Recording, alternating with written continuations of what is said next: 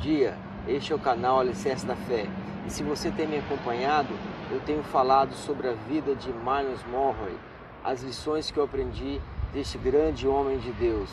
Eu já falei sobre potencial, sobre propósito, e hoje eu quero falar com você sobre a diferenciação entre trabalho e obra, ou entre emprego e obra. Myles dizia que existe uma diferenciação muito importante que as pessoas precisam saber. O seu emprego pode te dar o seu sustento, mas a sua obra vai te trazer realização pessoal. O seu emprego, ele pode ajudar você a pagar as suas contas no final do mês, mas a sua obra é que vai fazer com que o seu legado seja deixado. O seu emprego pode te dar algum contato social, alguns relacionamentos sociais, mas a sua obra é que de fato fará com que você seja inesquecível e abençoe a sua geração.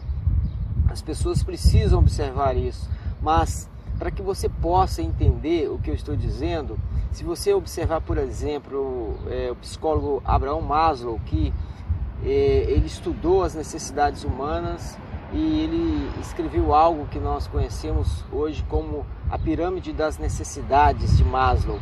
Ele coloca como sendo as necessidades mais primárias do ser humano, as necessidades fisiológicas, depois as necessidades de segurança, temos as necessidades sociais, necessidades de estima e por último, no topo da pirâmide existe as necessidades de autorrealização.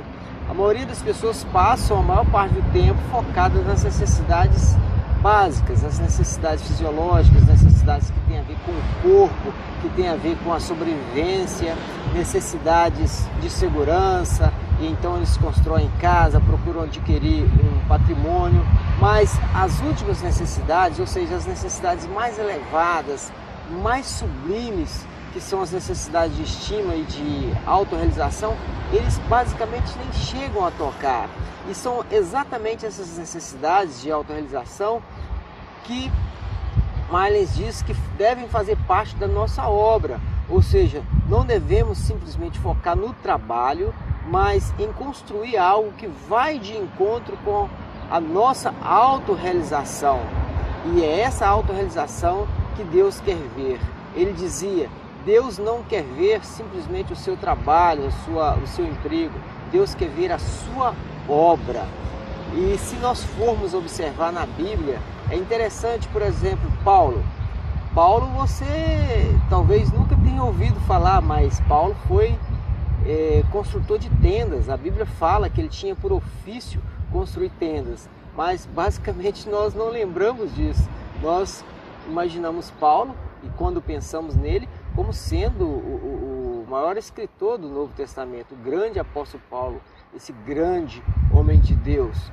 Se você olhar, por exemplo, um outro homem, como Oséias, as biografias dele apontam ele como sendo padeiro, mas você não pensa nele como padeiro, você pensa nele como sendo, de fato, o grande profeta Oséias. Se você olhar a vida de Amós era vaqueiro, mas você não lembra dele como vaqueiro, você lembra dele como sendo o profeta Amós, aquele que disse: prepara-te, ó Israel, para encontrar com o Senhor teu Deus. Daniel, quem foi Daniel?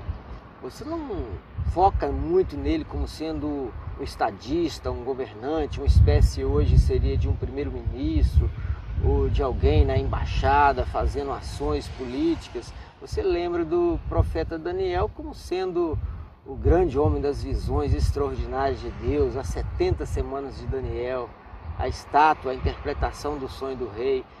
Essas outras lembranças que têm a ver com o trabalho, elas ficam suplantadas diante de quem foi realmente esses homens.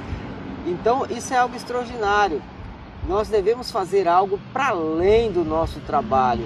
E pode acontecer de você, nesse exercício dessas atividades que têm a ver com o seu propósito de vida, que vão te trazer autorrealização, pode ser que as outras coisas ficam em segundo plano e você nem foque mais nelas. Mas é preciso também focar na obra para que isso aconteça. Porque se você focar simplesmente no seu trabalho, no seu ganha-pão, você vai viver para trabalhar, você vai viver simplesmente para o seu emprego e vai esquecer de algo mais profundo que tem a ver com o seu propósito de vida, que tem a ver com a sua autorrealização. Nenhum propósito de Deus para um homem está relacionado simplesmente com ele sendo alguém que ganha dinheiro, que constrói prédios, que tem um poder aquisitivo e que tem carros, 1, 2, 3 carros, 2 casas, uma casa na cidade, um apartamento para alugar, uma casa na praia.